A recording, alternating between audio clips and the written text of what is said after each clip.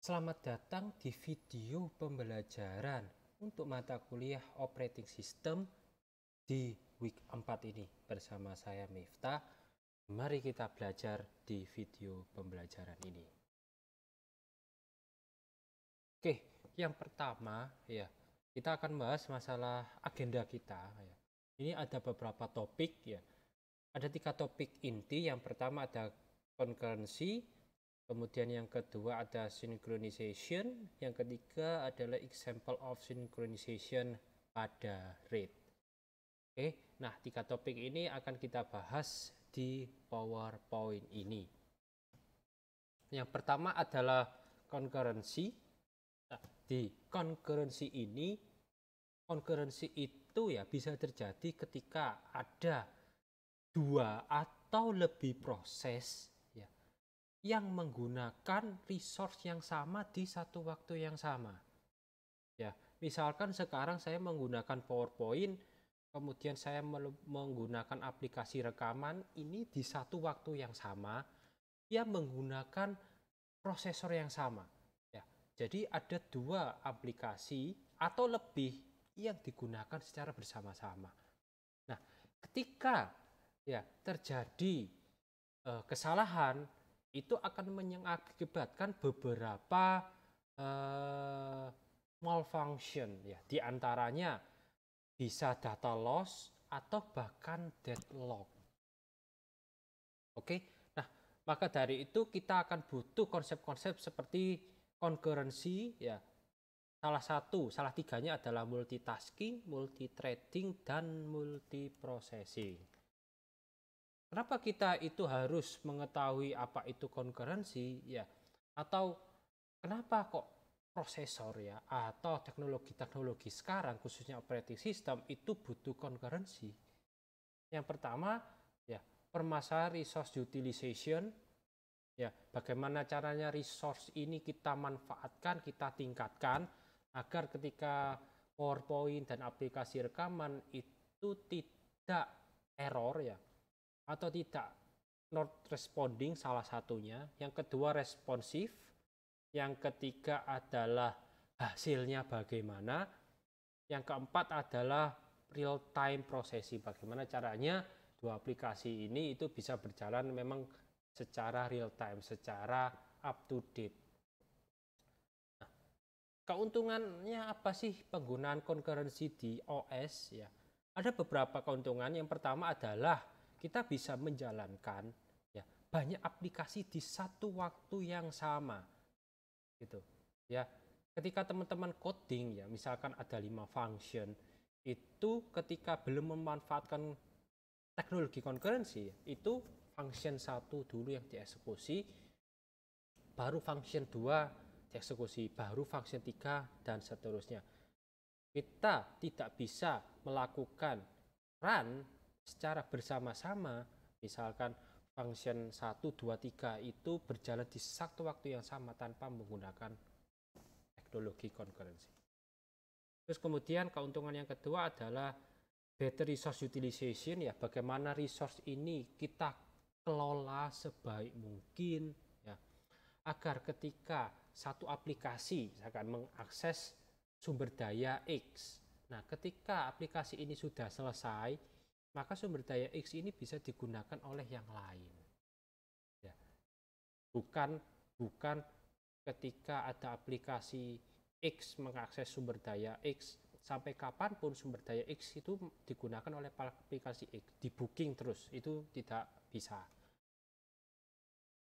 Karena masih banyak ya aplikasi yang butuh sumber daya X, jadi ya dilepas dulu untuk yang aplikasi X.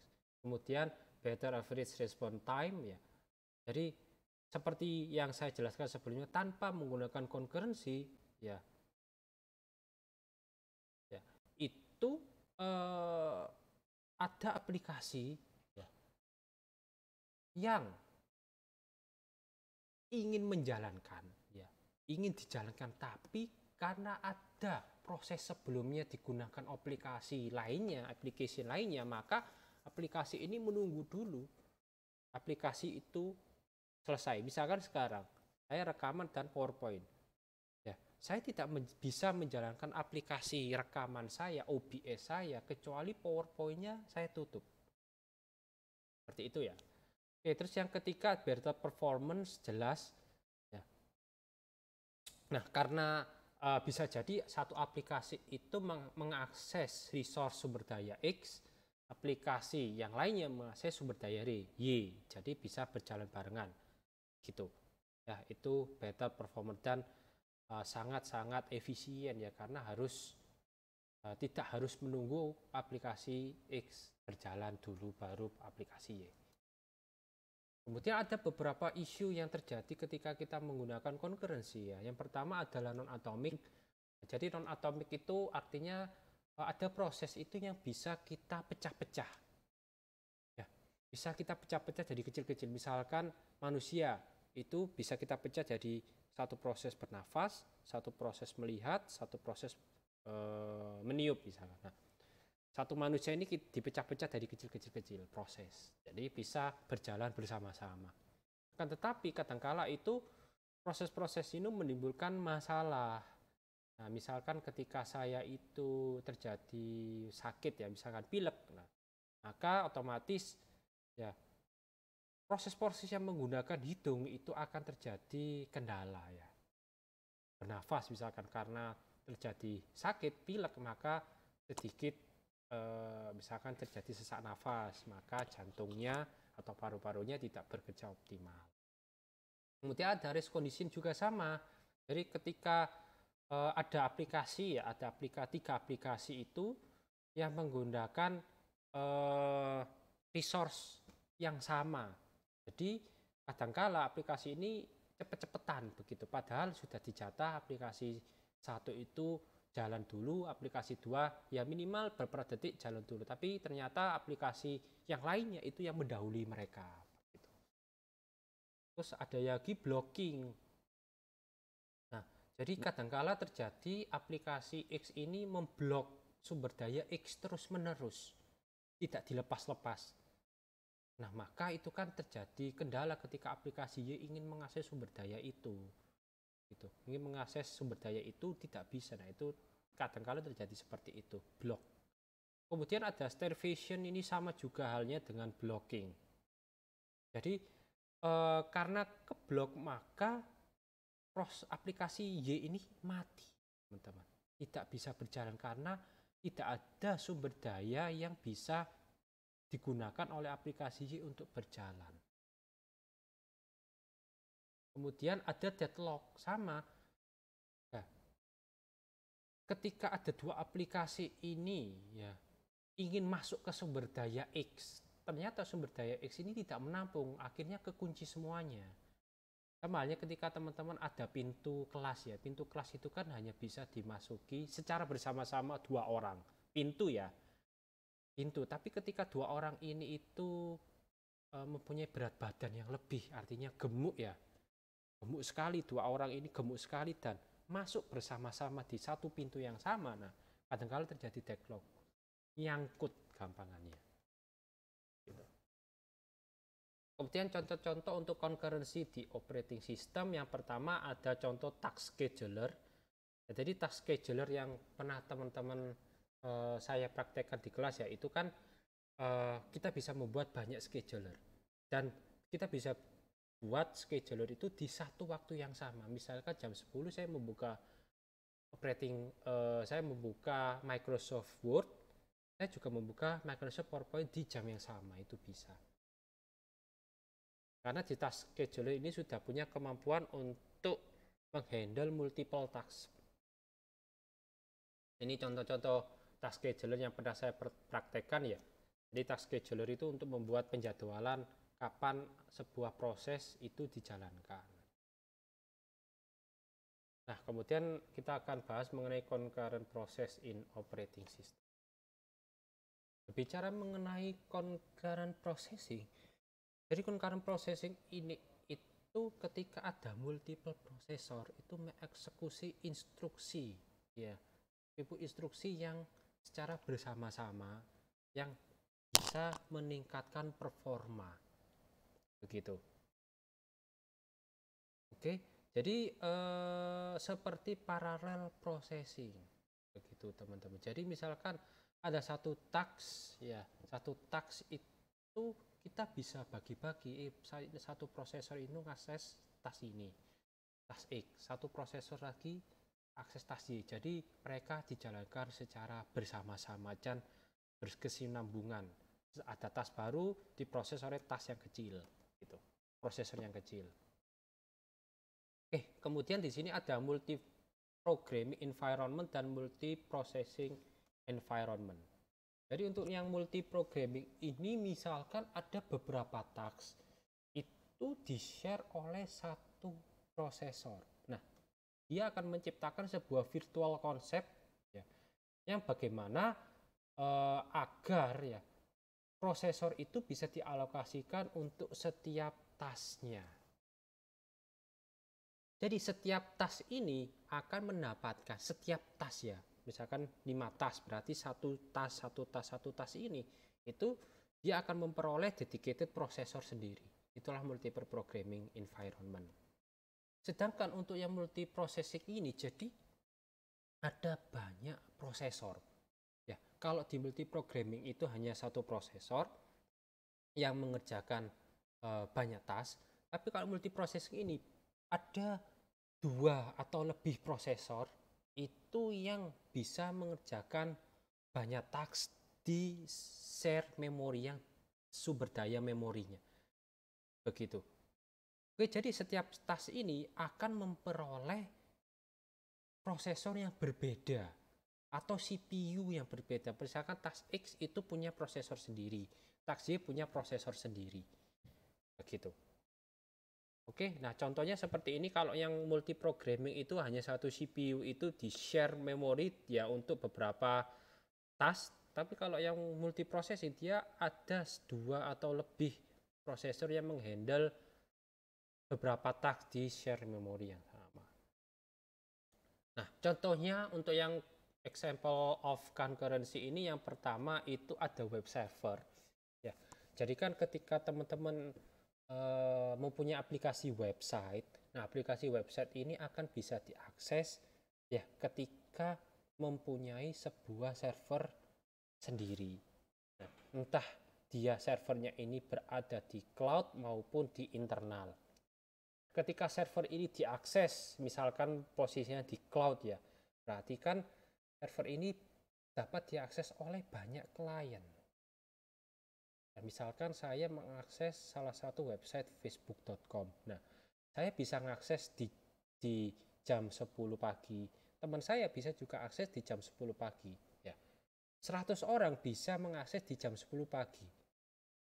Jadi, nah, web server ini ya harus bisa menghandle orang-orang yang mengakses di satu waktu yang sama.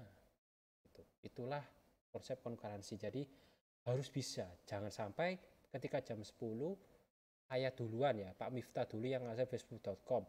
Ketika ada teman saya misalkan Kevin mau mengakses nggak bisa, muter terus, muter loading terus karena saya Pak Miftah itu masih mengakses facebook.com, orang lain tidak boleh mengakses, kan nggak bisa begitu kan. Contohnya lagi print sharing juga sama. Jadi bagaimana caranya ketika ada printer ya di ruangan itu bisa digunakan oleh banyak orang. Dan ketika satu orang ingin ngeprint jam 7, ada orang lainnya Kevin ngeprint jam 7 juga, itu tidak akan terjadi error. Ya. Nah, di print sharing ini sudah ada caranya sendiri untuk menghandle multiple user ketika ada yang ingin ngeprint di jam yang sama. Begitu. Oke, terus ada beberapa masalah lagi ketika kita menggunakan concurrency ini. Yang pertama sharing global resource jelas. Jadi orang-orang itu jelas akan menggunakan resource yang sama, yaitu server yang sama. Ya. Atau ketika kita konsep programmer ya, ada 2 proses yang ingin mengakses satu variabel. Dan satu variabel ini itu jangan sampai ketika saya mengambil ya itu saya mengambil variabel yang nilainya 10. Ya. Tapi ketika saya ambil, ada proses lain yang mengganti variabel itu menjadi nilainya 11. Nah, maka ketika saya proses, kok variabelnya nggak cocok ya, padahal saya ambilnya 10, kok sekarang berubah ya, kok jadi error. Nah, itu jangan sampai seperti itu. Nah, itu adalah pengaplikasian konsep jobs yang ada di prosesor. Jangan sampai ketika saya ingin mengambil itu ternyata keganti duluan atau kemodif duluan. Intinya seperti itu ya. Kemudian allocation resource-nya juga sama, jadi jangan sampai ada dua proses ini yang tidak terhandle. Jangan sampai satu proses ini untuk semua, jadi proses lain tidak mendapatkan sumber daya itu. Nah, kemudian ketika ada error program, itu kita bingung, loh kok error ya, seperti tadi ya, misalkan ada dua proses, dua aplikasi, dua function yang sama-sama mengakses variabel global yang sama. Ketika proses akhir, kok nggak sama ya, hasilnya sama function yang sebelah, proses yang sebelah. Oh, ternyata ada proses yang mengganti variabel itu. Itu ya, teman-teman. Oke, terus yang terakhir ada locking the channel. Ya, jadi jangan sampai ada proses yang nge-lock sebuah channel. Begitu. Jadi proses yang lain itu nggak bisa mengakses jembatan channel itu gara-gara ada yang di-lock. Nah, terus ada beberapa kelemahan di concurrency ya. Yang pertama, nah kita harus memprotek ya aplikasi-aplikasi ini yang berjalan itu tidak terganggu oleh aplikasi yang lain. Misalkan saya ingin berjalan menggunakan sumber daya X bersama-sama, ketika menggunakan sumber daya X itu AB itu sudah aman. Ketika ada aplikasi C yang mengakses sumber daya X, jangan sampai mengganggu yang sudah berjalan. Begitu. Oke, karena jangan sampai ketika saya menggunakan aplikasi rekaman PowerPoint, ketika saya membuka aplikasi yang lain seperti browser itu membuat video rekaman saya error. Itulah beberapa kelemahan yang di concurrency yang mungkin saja terjadi. Nah, seperti ini ya anggapannya ketika kita mempunyai single thread proses itu hanya satu buah thread yang menyelesaikan semua masalah, one man show ya. Jangan sampai terjadi di teman-teman juga ketika ada tugas project ternyata yang mengerjakan hanya satu orang, yang lainnya ngopi atau berdoa supaya temannya selesai mengerjakan sampai ya. Nah, jadilah seperti multi thread ini, ada banyak tugas dibagi-bagi, kamu yang ngerjakan ini, kamu ngerjakan ini, Anda ngerjakan ini, begitu. Jadi semuanya aman dan sesuai deadline pekerjaan. Ini ada tugas yang pertama ya. Tugas pertama ini adalah silakan buat CPU intensive task di virtual mesinnya teman-teman. Jadi di virtual box-nya teman-teman silakan buat CPU intensive task ini sesuai dengan prosedur yang diberikan di PowerPoint ini. Oke. Nah, terus kemudian ada teori synchronization yang ada di operating system. Nah, untuk proses sinkronisasi ya, itu karena kita menggunakan concurrency ya, jangan sampai ada aplikasi ya, misalkan aplikasi yang mengakses variabel X, dua aplikasi mengakses variabel X. Nah, jangan sampai ketika saya mengakses variabel X nilainya 10, kemudian aplikasi Y mengubah dari X yang 10 jadi 11. Jangan sampai aplikasi yang awal ini ya, awal aplikasi yang A pertama yang menggunakan 10, jangan sampai ya tidak tahu bahwa variabel X itu sudah diubah. Nah, makanya ada konsep sinkronisasi ini, bagaimana caranya aplikasi yang mengakses X yang awalnya 10 itu tahu, oh ternyata sudah ganti 11. Ya sudah, saya ganti jadi 11 di proses saya. Nah, itulah proses sinkronisasi. Jadi jangan sampai aplikasi yang lainnya tidak tahu bahwa variabel tersebut sudah diganti. Gitu. Oke, itu salah satu contoh proses sinkronisasi. Ya. Dan jangan juga terjadi seperti yang contoh ini, race condition atau beberapa problem. Jadi race condition itu artinya cepet-cepetan selesai. Begitu. Jadi aplikasi A sama B ini seperti terjadi kompetisi. Siapa cepat dia dapat. Jangan sampai seperti itu. Ya, ketika siapa cepat dan dia dapat, ya. Dan ketika X-nya ini pokoknya saya pegang 10, ya sudah saya 10 terus saya pokoknya selesai. Nah, padahal ada yang sudah keganti di detik yang 2 detik misalkan. Ketika saya ngambil posisi 10, ada 2 detik yang ngambil atau yang mubah dari 10 11. Nah, itu pokoknya saya cepet-cepetan. Nah, itu jangan sampai terjadi diskriminasi. Nah, seperti ini misalkan ada share memori, proses satunya itu membaca, proses 2-nya itu menulis, dan proses ketiga ternyata baca lagi. Nah, jangan sampai ketika read-nya 10, proses 2 write-nya jadi 11, jangan sampai proses 1 dan 3 ini nggak tahu. Nah, ada beberapa tipe kesinkronisasi. Yang pertama independen, yang kedua kooperatif. Nah, yang independen ini ketika ada satu proses itu tidak akan terjadi perubahan ketika proses yang lainnya itu menggunakan sumber daya tersebut. Terus kedua ada cooperative proses. Nah, proses ini itu ketika ada proses sebelumnya yang sudah berjalan, itu bisa kita ubah, bisa kita modifikasi ya oleh proses yang lain yang berjalan di sistem. Jadi proses ini itu berubah karena proses yang lainnya yang berjalan di satu sistem yang sama. Itulah kooperatif. Kalau independen dia tidak akan terinfeksi, tidak akan berubah karena proses yang lainnya yang ingin mengubahnya. Terus ada beberapa kelebihan ketika kita menggunakan sinkronisasi. Yang pertama data integrity. Jadi data integrity ini sangat-sangat penting ya. Tergantung tipenya. Ketika tipenya misalkan variabel X ini 10 ya jangan sampai diubah. Itulah data integrity. Kemudian ada orderless execution, ya jangan sampai saling balapan.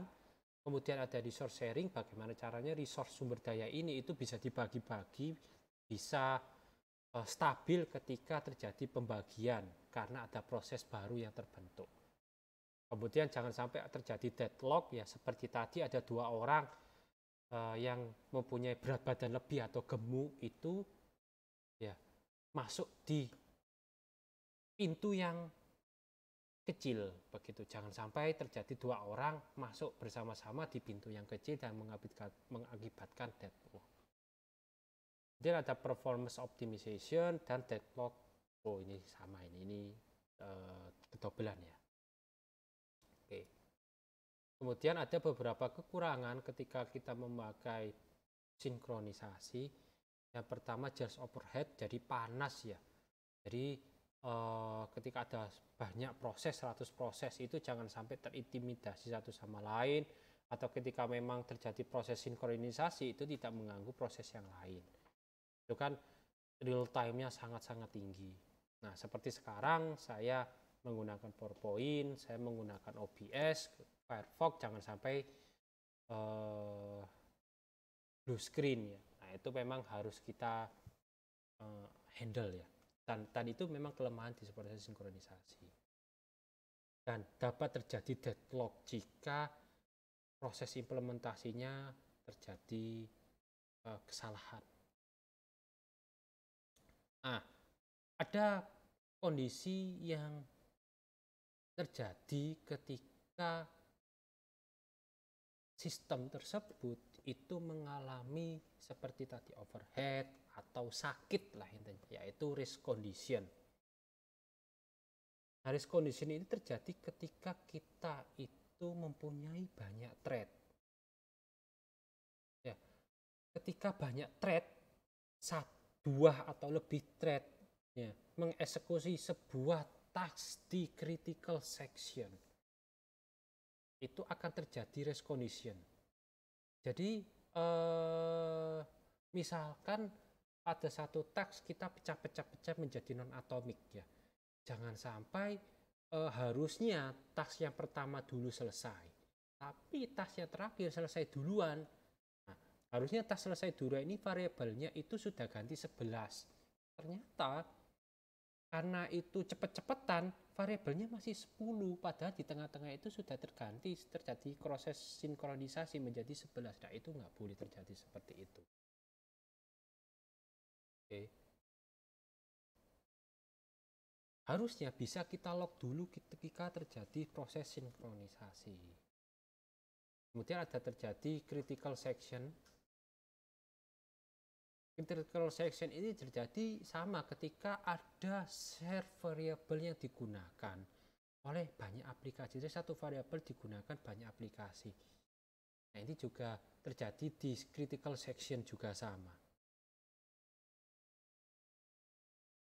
Terus kemudian solusinya pada waktu di section yang critical ini, critical section itu ya, critical section yang ketika ada penggunaan variabel itu dipakai oleh banyak proses.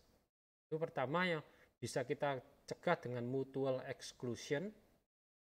Jadi ketika ada proses yang eksekusi di critical section, maka proses-proses lainnya ini itu tidak boleh mengganggu. Nah, misalkan di critical section ini ada variabel global yang proses saya itu tujuannya untuk mengganti variabel itu.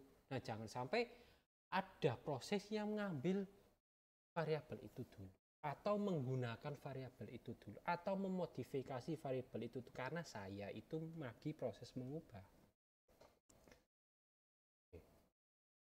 Seperti itu salah satu contoh critical section, mutual exclusion, kemudian progress sama. Jadi ketika saya sudah memodifikasi proses di critical section, ya, maka proses lainnya yang ingin mengambil itu, ya silahkan. Jangan sampai ketika saya itu berada di critical section tapi sudah selesai, saya tidak keluar di critical section itu. Nah, itu jangan sampai terjadi seperti itu. Terus ada yang bounded waiting, sama ya, proses menunggu.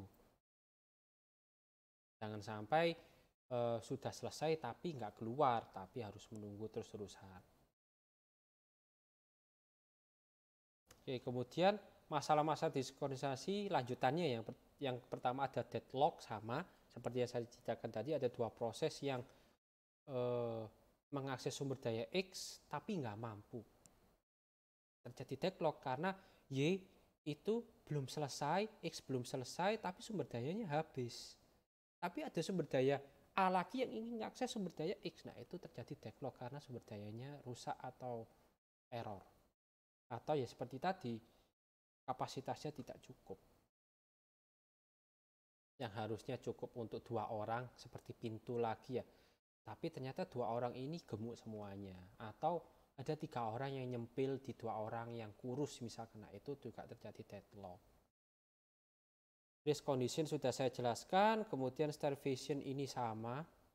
Jadi dia tidak mendapatkan sumber daya.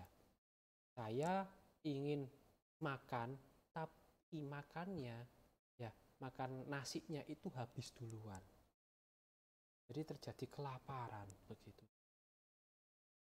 Karena saya harusnya melakukan proses makan nasi, tapi nasinya habis. Ini salah satu proses sinkronisasi, yaitu time synchronization. Jadi kita bisa melakukan sinkronisasi waktu ya, tergantung time zone-nya. Jadi sinkronisasi secara otomatis akan tersinkron di server clock. Karena proses sinkronisasi itu tidak hanya laptop saya, tapi bisa jadi laptop teman saya ngakses server clock. 1 juta orang ngakses server clock secara otomatis. Ada lagi contoh yang NTP, yang Network Time Protocol yang tadi ya, untuk yang proses sinkronisasi waktu, clock kita.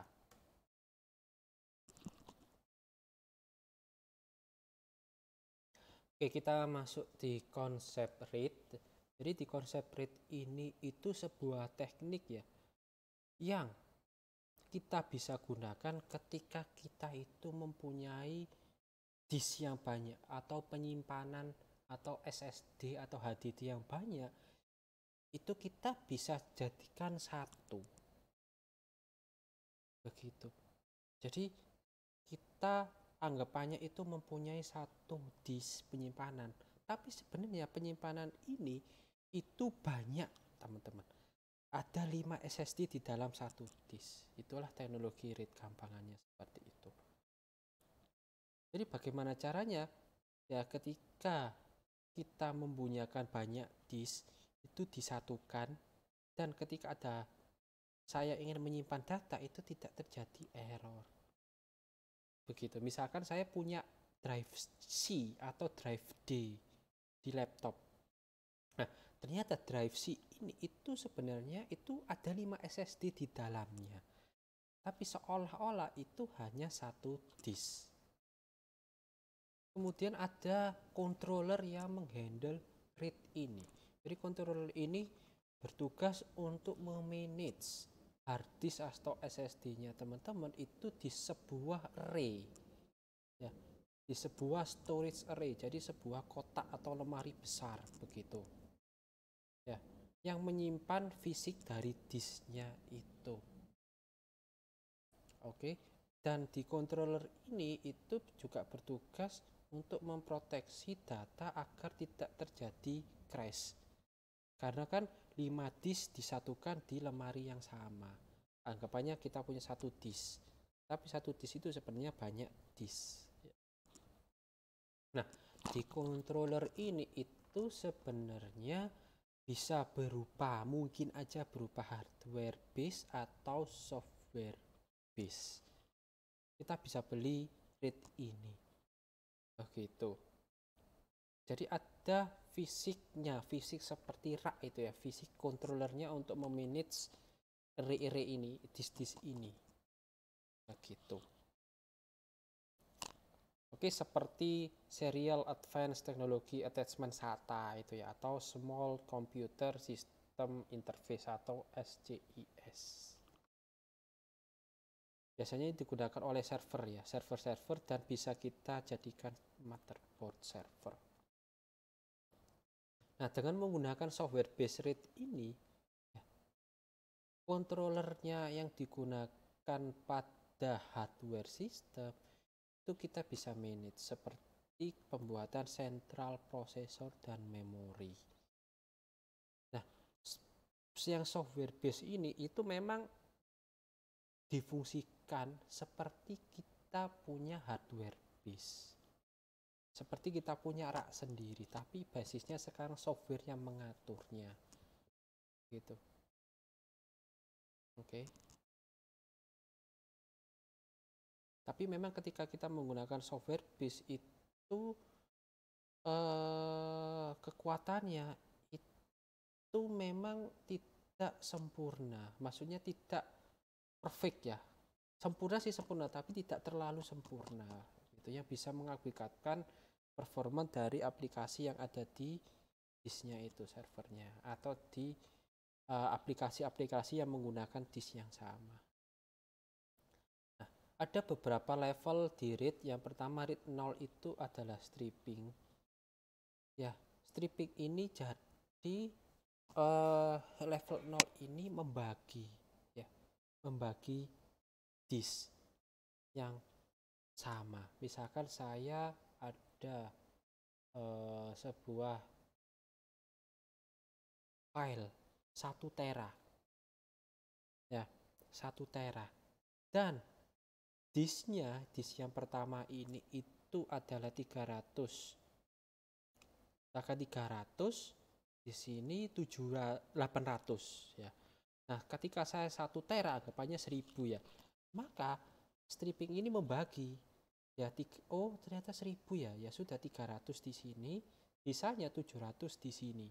Berarti di disk yang kedua ini itu sisa 100. Itulah kegunaannya RAID ya, teman-teman. Jadi ketika saya punya disk ya, 300 misalkan ya, 300 giga. Tapi saya punya file 1 tera. Kan nggak cukup di disk yang pertama. Ya sudah, saya beli lagi. Ya, disk yang baru kita aplikasikan teknologi RAID. Nah, saya cemplungkanlah 1 tera tersebut di RAID ini. Berarti 300 di disk yang pertama, 700 di disk yang kedua. Kok bisa, Pak? Bisa. Itu yang mengatur adalah RAID ini. Khususnya untuk yang masih level 0 ya, yaitu RAID 0 stripping. Kemudian ada lagi untuk yang RAID level 1, teman-teman. RAID level 1 ini itu seperti disk mirroring, seperti backup-nya. Itu terjadi ketika disk yang pertama, ini teknologi yang RAID yang pertama itu tidak mengaplikasikan stripping yang seperti sebelumnya, membagi. Nah, RAID untuk yang level 1 ini itu dia seperti disk memory atau backup ya. Jadi disk yang pertama itu misalkan 1 tera sekarang. Nah, ketika saya punya disk lain, saya butuh disk 2 ini untuk tempat penyimpanan backup ketika terjadi error di disk pertama. Jadi setiap kali saya menambahkan di disk pertama, saya backup data ke disk 2. Nah, ketika disk satunya rusak, data saya aman karena disk 2 sudah ada backupnya. Begitu. Kemudian ada RAID 2, level 2. Ini baru mengaplikasikan lagi teknologi stripping seperti disk 0 yang tadi, RAID 0 tadi. Jadi ada tempat pembagian. Jadi ketika kita di sini disk 0 itu ada blok, disk 1 sampai disk 3 ini blok, tapi disk 4 sampai disk 6 itu khusus untuk yang parity-nya. Jadi ada tugas untuk yang stripping yang pembagian seperti 1 tera itu disk 0 sama disk 1. Tapi ada disk untuk tempat penyimpanan atau tempat pengecekan, error checking and correction atau ECC ini. Jadi kita gunakan pengecekan error di beberapa disk. Apakah disk yang pertama itu error atau tidak, ini error atau itu terjadi pengecekan. Nah, itulah konsep ECC di sini. Oke. Terus kemudian ada lagi yang level 3, teman-teman. Hampir mirip dengan level 2, hampir mirip yang level 2 ini yang ada blok dan parity-nya. Di sini misalkan ada 4 disk yang pertama 2 blok, disk 1 sampai 3 blok, disk yang 4 ini khusus parity. Jadi sama mengaplikasikan teknologi stripping ya, misalkan saya sekarang punya 1,5 tera file. Nah, 500 saya taruh di disk 1, 502, 3 juga 500, jadi pas 1,5. Tapi juga ada teknologi ECC untuk data recovery, untuk pengecekan error di disk yang lain. Nah, makanya RAID 3 ini menjadi pilihan ya untuk single user system dengan data yang panjang atau memori yang dibutuhkan itu sangat panjang. Kemudian ada RAID yang level 4 sekarang. Jadi hampir mirip dengan level 3 tadi, tapi sekarang disknya 3 kita bisa menggunakan blok dan parity secara bersama-sama. Gitu. Nah, kemudian ada lagi yang level 5. Jadi ini sama seperti yang RAID sebelumnya.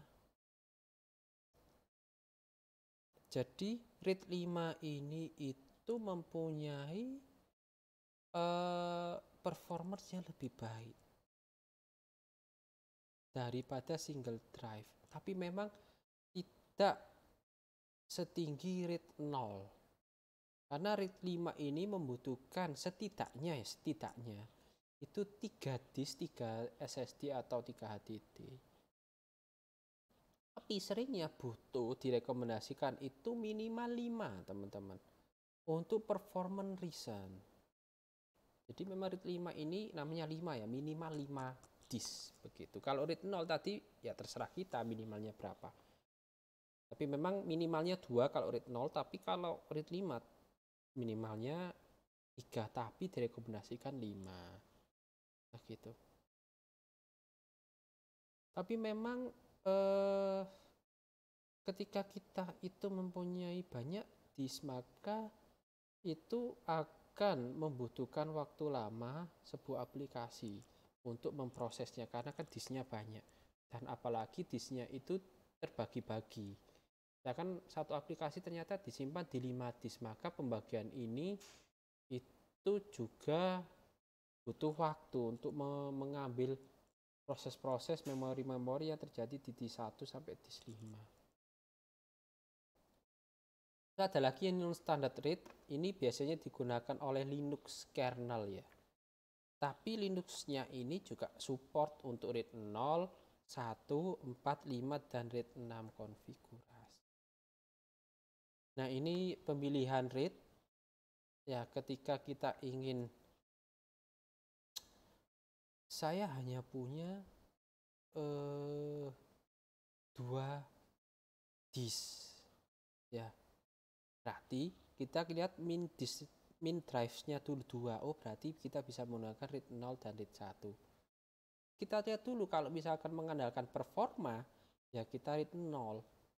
Tapi kalau performa ya nggak apa-apa lah, nggak terlalu sempurna, tapi ada konsep redundansinya, pilihlah RAID 1.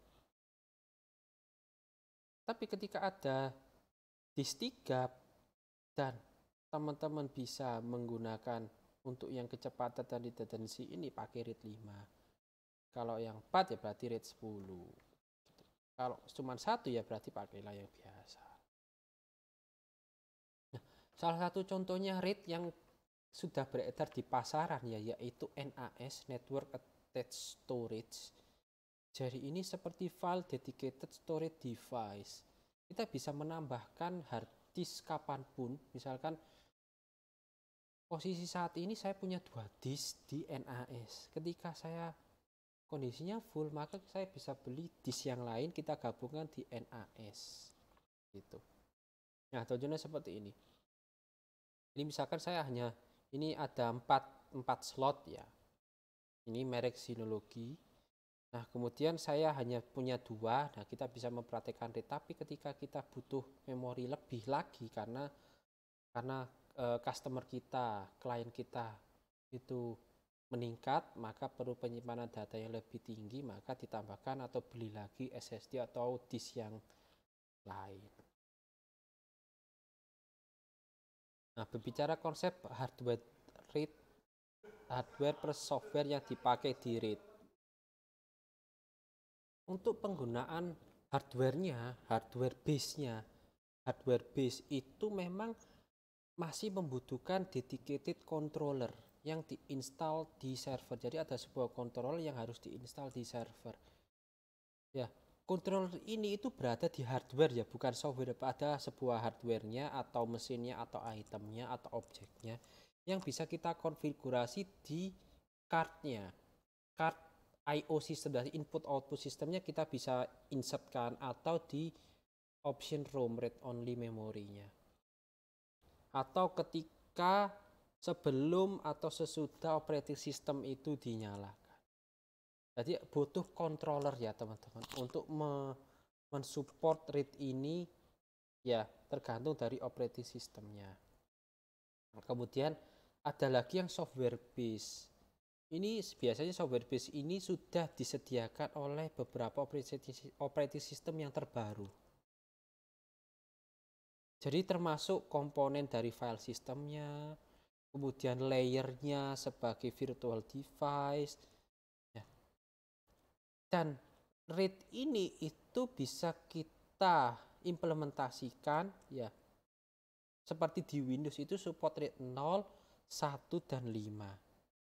Ya. Kalau Apple ya saat ini support RAID 0, 1, dan 1 plus 0. Jadi ada RAID 1 dan 0. Untuk benefit dan downside-nya, benefitnya jelas improve cost efektif ya. Karena ketika kita hari ini, saat ini server saya hanya butuh 500 giga. Tapi ketika saya itu punya customer yang banyak, ya penjualan meningkat, pembelian meningkat, maka butuh storage yang baru. Saya tinggal beli SSD, saya gabungkan ke RAID yang sebelumnya. Jadi tergantung kebutuhan. Atau ketika kita sudah beli tapi ternyata customer kita menurun, ya pembelian kita menurun atau terjadi efisiensi, ya kita bisa ambil SSD itu untuk yang lain. Gitu. Itu benefitnya ya teman-teman. Jadi dari proses read-nya itu juga semakin cepat daripada kita punya single drive with RAID 0. Begitu. Oke, karena ketika kita punya disk yang banyak, otomatis disk 0, misalkan di 1 sampai 5 itu dia memproses secara bersama-sama atau bekerja sama mengerjakan tugas yang sama. Itu bisa mengakibatkan read-nya itu semakin cepat karena kita bekerjanya sama-sama, bukan hanya one man show, bukan hanya temannya yang mengerjakan project sendiri. Nah, kemudian ketika diaplikasikan konsep mirroring yang read pertama itu, saya jadi aman. Misalkan saya punya 5 disk ya, atau 2 disk. Disk yang pertama itu untuk penyimpanan data, disk yang kedua untuk backup data. Ketika terjadi masalah di read yang disk yang 0 kebakaran, rusak, kesiram air, saya kan punya disk yang lainnya untuk backup. Nah, seperti itu. Namun tetap aja ada kerugian. Ya, karena RAID ini tergantung ketika kita membutuhkan RAID 5, maka kita harus beli minimal 3 disk atau rekomendasinya 5 disk. Seperti itu. Berarti kan kita membutuhkan ongkos yang lebih. Begitu. Dan beberapa kelemahan yang bisa teman-teman baca. Contohnya juga ini yang ketika ada disk yang pertama itu rusak, misalkan saya ada 5 disk itu memproses satu aplikasi. Nah, ketika disknya itu satu rusak atau error, nah maka disk-disk yang lainnya ini kemungkinan juga akan terjadi error gitu. Atau bukan disknya, maksud saya aplikasinya ini kemungkinan jadi error karena kan disk yang pertama menyimpan beberapa part dari aplikasi tersebut. Nah, karena error, maka memori yang di sini kan nggak bisa diambil oleh aplikasi yang satu itu, maka kemungkinan membuat proses yang di disk 2, 3, dan 4, 5 ini terganggu. Begitu. Oke, kemudian di sini ada kelas untuk asisten yang bisa teman-teman bahas. Untuk asisten ya, di kelas asisten, jadi ada 2 tugas yang tadi ya, tugas pertama 2, nah itu silakan diskusikan, presentasikan, dan demonstrasikan di kelas asisten. Gitu. Oke, yang case study RAID ini ya, ini ada case yang baru ya di kelas asisten RAID. Nah, ketika kita ada soal misalkan, kita ingin datanya itu sampai 5 tahun. Ya, kita memprediksi bahwa 5 tahun itu 10 tera. Dan perusahaannya teman-teman mempunyai brand, spesifik brand ya, atau brand tertentu dari NAS seperti Synology atau dan lainnya, itu hanya punya 4 HDD slot, hanya 4 slot. Jadi ketika teman-teman mempunyai uang unlimited ya, misalkan tinggal dibakar aja uangnya, nah berapa sih butuh HDD-nya gitu, dan RAID mana yang akan kita gunakan, itu jelaskan. Oke, kemudian ini untuk kelas asisten juga. Oke, terima kasih teman-teman. Sekian video dari saya. Jika ada pertanyaan bisa melalui grup yang sudah saya sediakan di Google Space. Oke, terima kasih teman-teman.